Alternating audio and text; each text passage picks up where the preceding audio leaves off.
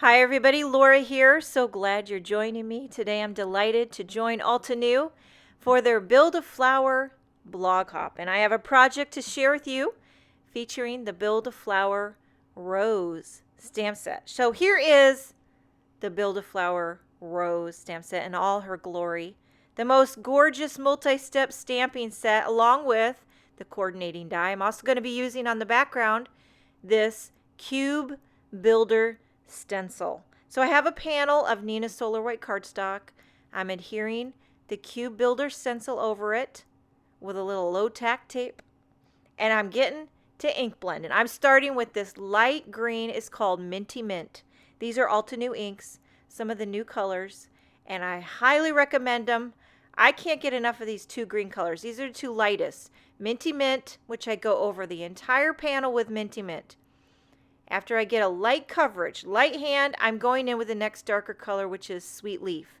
And I'm just doing that a little bit on the right side. So it kind of gives you that gradient love. So you fade in from the Sweet Leaf into the Minty Mint. Once you get that, then you turn. I cleaned off my stencil, and then I'm turning it. I line it up. This time around, I'm going to use Dewdrops and Aqualicious for the darker color. Another two new colors, ink colors that I love. And I was going for a very soft, subtle, geometric background. I'm building the cubes how the stencil was intended. And I think it would be cool if you didn't want to build cubes with this Cube Builder stencil. I think there's some fun things you could do, like if you want to think outside the box and kind of shimmy and shift this stencil around, not necessarily to build cubes, but to build some really cool geometric patterns. I haven't seen anybody do it, but maybe I'm going to have to try. So again, gradient inking from the Aqualicious into the Dewdrops. I do have to kind of shimmy and shift my stencil around to make sure I get full coverage onto the corners and all that jazz. Now you could stop right there, but I didn't want the stark white tops on the cubes, so I'm going over this time with a little Mountain Mist. And then for the darkest color, I will use Volcano Lake. I love this stencil. It's so easy to use, and it really gives you that wow factor. And every time I make it, everyone wants to know, how did you do that? And it's so simple, but look at that. It's gorgeous. Now, I printed off a new ink color chart that Altenew has on their website. And these pink colors are what I'm going to use for my Build-A-Rose stamp set. So I'm starting with the lightest pink color, which is Pink Diamond. And I'm stamping this big solid rose image. Great to have a stamp positioner, because sometimes if you don't get a good coverage, you can stamp it a second time. And then I'm going in with the second layer of the rose, the Build-A-Flower Rose, and I'm using Pinkalicious.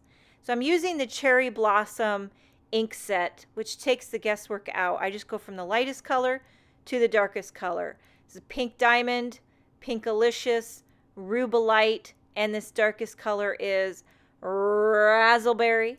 And then I go back in with a little bit of the Rubelite to do, there's actually like about 6 or 7 layers to this rose. And for the very last one, I pulled out Cosmic Berry because I was just looking for the darkest kind of berry pink color I could find to really make all the little layers pop. And now for the leaves, I kind of wanted to tie in the green colors that I used on my cube background, my stenciled Cube Builder background. So I started with Minty Mint, and then the next color was Sweet Leaf. Next I used Just Green. And for the final detail image for the leaves, I used Hunter Green.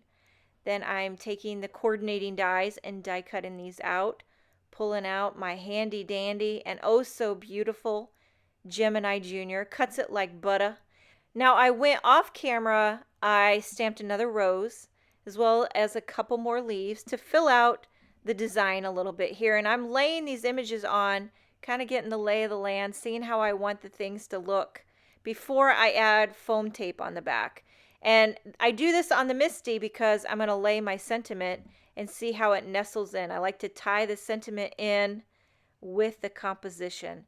I'm using a sentiment from the Build-A-Flower Rose stamp set. I'm stamping that with VersaFine Onyx Black ink, which stamps it perfectly every single time.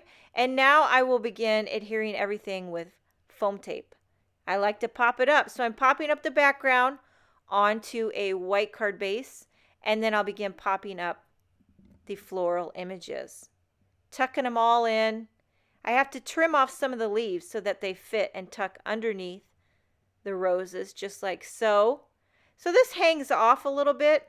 Sometimes you just can't help it. You got to hang it off the edge. Now this will probably require me to make a custom envelope, but that's why I got the envelope punch board. So I can make an envelope of any size I need. And I don't have to worry if I decide I want to have something hang off the edge. I'll just make a bigger envelope. I hope you enjoy this video and enjoy the rest of your Build-A-Flower blog hop with Altenew. Thank you so much for joining me. Have a wonderful day, and I will see you next time.